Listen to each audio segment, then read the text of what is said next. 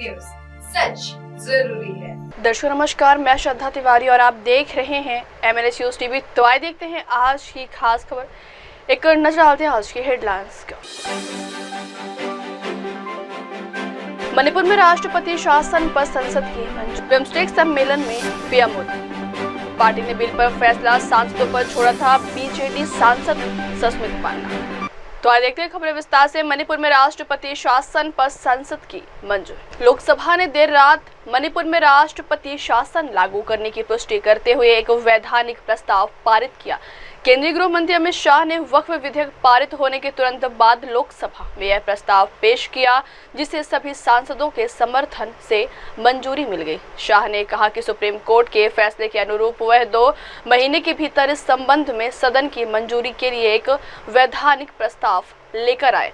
अमित शाह ने लोकसभा में कहा कि मणिपुर में 13 फरवरी को राष्ट्रपति शासन लगाया गया था। मणिपुर के मुख्यमंत्री ने इस्तीफा दे दिया था, जिसके बाद राज्यपाल ने विधायकों से चर्चा की और बहुमत सदस्यों ने कहा कि वे सरकार बनाने की स्थिति में नहीं है। इसके बाद कैबिनेट ने राष्ट्रपति शासन की सिफारिश की, जिसे राष्ट्रपति ने स्वीकार कर लिया। उन्होंने कहा कि सरकार की पहली चिंता मणिपुर में शांति स्थापित करना है। केंद्रीय मंत्री ने कहा कि इससे पहले भी मणिपुर में कई बड़ी जातीय हिंसा हुई है, लेकिन ऐसी तस्वीरें बनाई गई है कि यह बीजेपी की वजह से हुआ है। लोकसभा ने देर रात मणिपुर में राष्ट्रपति शासन लागू करने की पुष्टि करते हुए एक वैधानिक प्रस्ताव पारित किया। केंद्रीय गृह मंत्री अमित शाह ने वक्फ विधेयक पारित होने के तुरंत बाद लोकसभा में यह प्रस्ताव पेश किया, जिसे सभी सांसदों के समर्थन से मंजूरी मिल गई। शाह ने कहा कि सुप्रीम कोर्ट के फैसले के अनुरूप वह 2 महीने के भीतर इस संबंध में सदन की मंजूरी के लिए एक वैधानिक प्रस्ताव लेकर आए।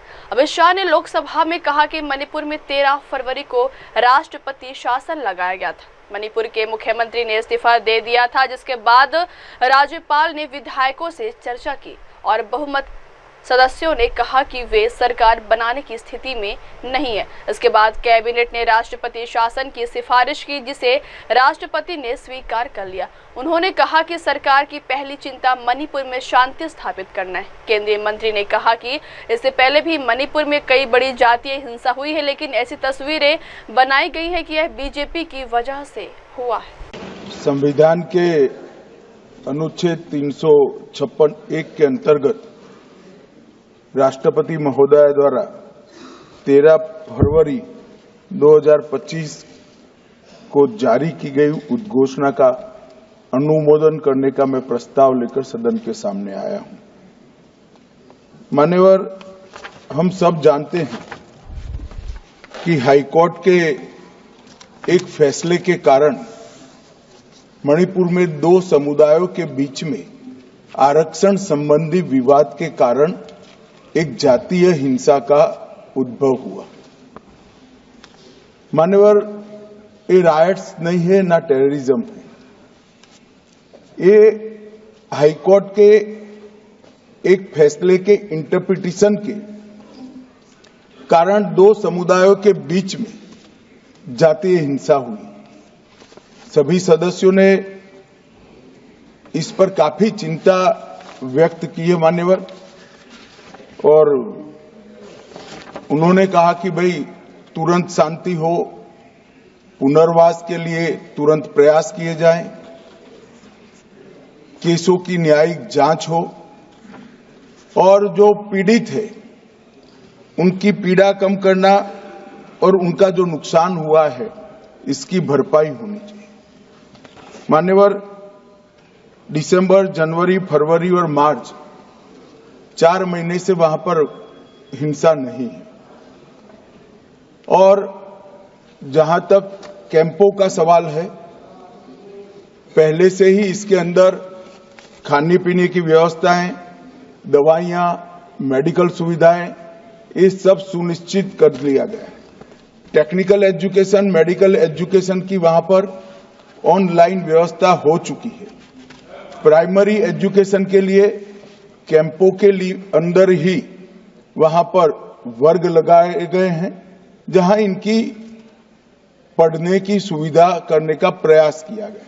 मैं नहीं कहता कि ये सुविधा अपने घर में रहकर बच्चा पढ़ता है इतनी अच्छी है, मगर हम सब जानते हैं मान्यवर जब जातीय हिंसा होती है तब ये सारे प्रश्न खड़े होते हैं। मुझे लगता है कि इसको पार्टी के साथ एकदम जोड़ना नहीं चाहिए। मैं इस तरह का जवाब भी देना नहीं चाहता सदन में कि आपके समय में इतनी हिंसा हुई थी, हमारे समय में इतनी हुई, आपके समय से हमारे समय में कम हुई है। हिंसा होनी ही नहीं चाहिए। इसमें इन प्रिंसिपल किसी की इस सदन में असहमति नहीं है, परंतु पिक्चर इसी तरह से खड़ा करने का प्रयास किया कि भाई भाजपा के शासन में ही जातीय हिंसा हुई है। मान्यवर, मैं 2-3 चीजों पर ध्यान आकर्षित करना चाहता हूं। पहले मैं सिर्फ मणिपुर की ही बात करूंगा। मणिपुर में 1993 में जातीय हिंसा हुई, नागा कुकी संघर्ष हुआ। 93 से 98 तक 5 साल तक चला, 750 मौतें हुई और मान्यवर इसके अंदर छूट-फूट घटनाएं 1 दशक तक चलती रही। मैं ये नहीं कहता कि 1 दशक तक चली थी हमारा कम हुआ है, हम तो ऐसा मानते हैं हमारे समय में जरा भी नहीं होना चाहिए था, मगर एक दुर्भाग्यपूर्ण फैसला आया और इसके कारण हिंसा बढ़ी। इसको तत्काल कंट्रोल कर दिया गया। जो 260 मौतें हुई है मान्यवर, इसमें से 80% पहले 1 महीने के अंदर ही हुई, 80%। बाकी सारी मौतें बाकी महीनों में होती गई। मान्यवर, कुकी पाइते संघर्ष हुआ 97-98 में, 50 से ज्यादा गांव नष्ट कर गए, 40,000 लोग विस्थापित हुए, 352 लोग मारे गए, सैकड़ों घायल हो गए, 5,000 घर जलाए गए। मतई पंगल संघर्ष हुआ 1993 में, उस वक्त 100 से ज्यादा मृत्यु हुई थी और 6 माह तक हिंसा चली। अब मैं चित्र इस तरह से खड़ा कर दिया गया कि भारतीय जनता पार्टी विफल हो गई। मैं इतना ही कहना चाहता हूं, ये तीनों हिंसा, बड़ी बड़ी हिंसा, 10 साल, 3 साल और 6 माह और सैकड़ों मृत्यु, इससे भी ज्यादा, वो इंडिया अलायंस के शासन में तीनों वक्त आपके ही प्रधानमंत्री थे और उसके बाद भी नहीं गए, कोई गृह मंत्री भी नहीं गया। जो मुद्दे उठाते हैं उनको मेरा सिर्फ छोटा सा वास्तविकता मैं बताना चाहता हूं। और मान्यवर, ये तो जातीय हिंसा थी। हमारी सरकार आई 2017 में, उसके पहले 5 साल में एवरेज 1 साल के अंदर 212 दिन मणिपुर बंद रहा है। मान्यवर, कोई जातीय हिंसा नहीं थी। लगभग 1000 से ज्यादा एनकाउंटर हो गए, सुप्रीम कोर्ट को संज्ञान लेना पड़ा था। मान्यवर, हमारे 6 साल में एक भी दिन बंद नहीं रहा, ब्लॉकेड नहीं हुआ, हिंसा नहीं हुई। जब एक विशिष्ट परिस्थिति हुई कि सुप्रीम कोर्ट के एक जजमेंट का इंटरप्रिटेशन दोनों समुदायों ने अपने अपने खिलाफ किया, अरे हाईकोर्ट के, और 2 ही दिन में हिंसा भड़क गई। और एक ये भी कहा गया कि इसको नजरअंदाज किया गया। जिस दिन जजमेंट आया उसी दिन यहां से कंपनियां वायुसेना के विमान में मान्यवर वहां रवाना कर दी, कोई नजरअंदाज नहीं किया। इस सब में हम सबकी संवेदनाएं बराबर है, भाई होनी ही चाहिए। परंतु मेरा आप सभी से भी विनती है कि सरकार शांति प्रस्तापित करने के सभी प्रयास, उच्चतम प्रयास कर रही है। कृपया इसको पॉलिटिसाइज न करिए, और पॉलिटिसाइज करना है तो फिर डिबेट होगी, उसमें जवाब भी पॉलिटिकल देना पड़ेगा। मगर मैं ये नहीं चाहता। मान्यवर, मैं चाहता हूं जिसका भी मृत्यु हुआ है, इस सदन ने उसके प्रति सम्मान रखना चाहिए, संवेदना रखनी चाहिए, मन में दर्द भी रखना चाहिए। राष्ट्रपति शासन आने के बाद दोनों समुदायों से चर्चा भी हुई, 2 मीटिंग दोनों समुदायों के सारी संस्थाओं से अलग अलग हुई है, और बहुत कम समय में एक संयुक्त मीटिंग भी भारत सरकार के गृह विभाग के अधिकारियों के साथ होगी। हम इसका रास्ता ढूंढने का प्रयास भी कर रहे हैं।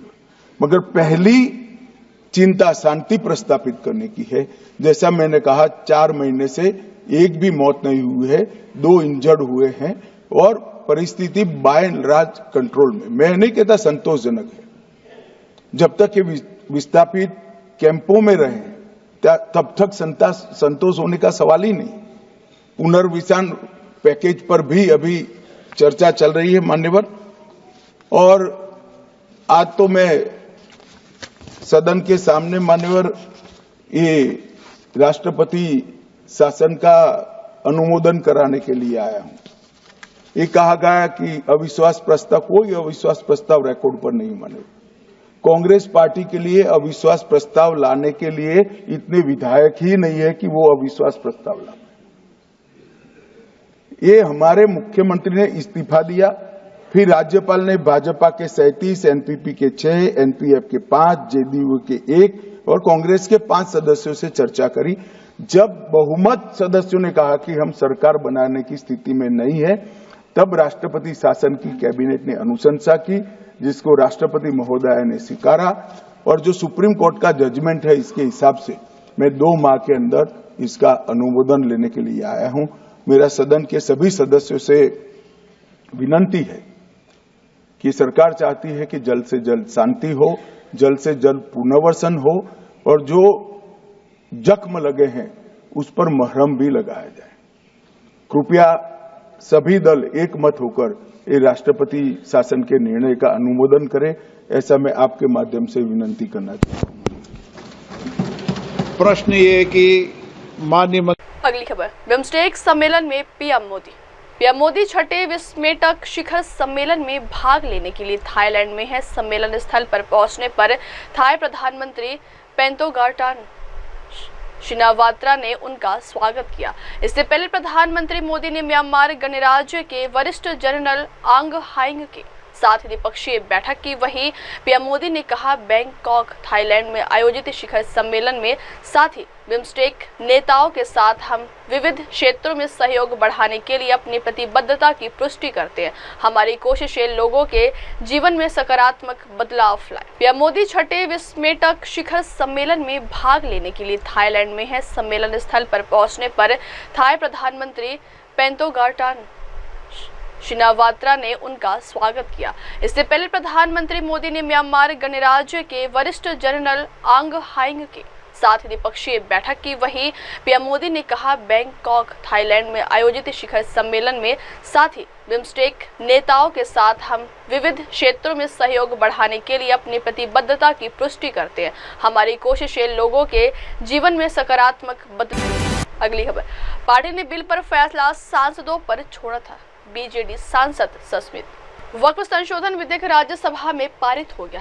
बीजेडी सांसद सस्मित पात्रा ने कहा, पार्टी ने फैसला किया है कि सांसदों को अपनी अंतरात्मा की आवाज पर वोट करना था और यह फैसला सांसदों पर छोड़ दिया। मैंने विधेयक का समर्थन किया है, पार्टी के दूसरे सांसदों ने क्या किया ये उन पर है। बीजू जनता दल के राज्यसभा सांसद सस्मित पात्रा ने शुक्रवार को संसद के ऊपरी सदन में वक्फ विधेयक को अपना समर्थन दिया है। बात करते हुए पात्रा ने कहा कि पार्टी ने फैसला किया था कि सांसदों को अपनी अंतरात्मा की आवाज पर वोट देना है और यह फैसला सांसदों पर छोड़ दिया है। मैंने अभी तक सांसदों से इस बारे में चर्चा नहीं की। मैंने विधेयक का समर्थन किया है। उन्होंने पहले बताया था कि बीजेडी ने विधेयक के लिए अपने राज्यसभा सांसदों को कोई व्हिप जारी नहीं किया है। उन्होंने कहा, बीजू जनता दल ने हमेशा धर्मनिरपेक्षता और समावेशिता के सिद्धांतों को कायम रखा है, सभी समुदायों के अधिकारों को सुनिश्चित किया है। हम वक्फ विधेयक 2024 के बारे में अल्पसंख्यक समुदायों के विभिन्न वर्गों द्वारा व्यक्त की गई विविध भावनाओं का गहरा सम्मान करते हैं। हमारी पार्टी ने इस विचारों पर सावधानी पूर्वक विचार करते हुए राज्यसभा में अपने सदस्यों को न्याय, सद्भाव और सभी समुदायों के अधिकारों के सर्वोत्तम हित में अपने विवेक का प्रयोग करने की जिम्मेदारी सौंपी। यदि विधेयक मतदान के लिए आता है, कोई पार्टी वक्फ संशोधन विधेयक राज्यसभा में पारित हो गया। बीजेडी सांसद सस्मित पात्रा ने कहा, पार्टी ने फैसला किया है कि सांसदों को अपनी अंतरात्मा की आवाज पर वोट करना था और यह फैसला सांसदों पर छोड़ दिया। मैंने विधेयक का समर्थन किया है, पार्टी के दूसरे सांसदों ने क्या किया ये उन पर है। बीजू जनता दल के राज्यसभा सांसद सस्मित पात्रा ने शुक्रवार को संसद के ऊपरी सदन में वक्फ विधेयक को अपना समर्थन दिया है। बात करते हुए पात्रा ने कहा कि पार्टी ने फैसला किया था कि सांसदों को अपनी अंतरात्मा की आवाज पर वोट देना है और यह फैसला सांसदों पर छोड़ दिया है। मैंने अभी तक सांसदों से इस बारे में चर्चा नहीं की। मैंने विधेयक का समर्थन किया है। उन्होंने पहले बताया था कि बीजेडी ने विधेयक के लिए अपने राज्यसभा सांसदों को कोई व्हिप जारी नहीं किया। उन्होंने कहा बीजू जनता दल ने हमेशा धर्मनिरपेक्षता और समावेशिता के सिद्धांतों को कायम रखा है, सभी समुदायों के अधिकारों को सुनिश्चित किया है। हम वक्फ विधेयक 2024 के बारे में अल्पसंख्यक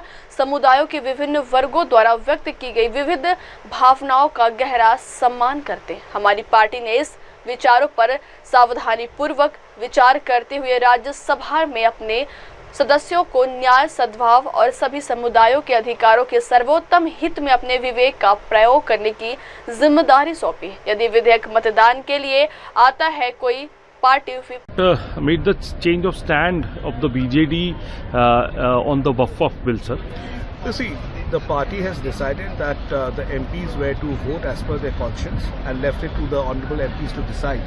I haven't discussed with the other MPs so far. As far as I am concerned, I had supported the bill. So I think other MPs, what they have done, whether they abstained, they walked out, or they have supported or opposed, that I can't say in totality. अब वक्त हो चला दर्शकों break का। Break से लौटने के बाद देखिएगा देश और दुनिया की तमाम बड़ी खबरें। बने रहिए MNS न्यूज टीवी पर। नमस्कार, मैं हूं Abhishek Bachchan. Keep watching MNS news. आप देख रहे हैं MNS न्यूज, सच जरूर।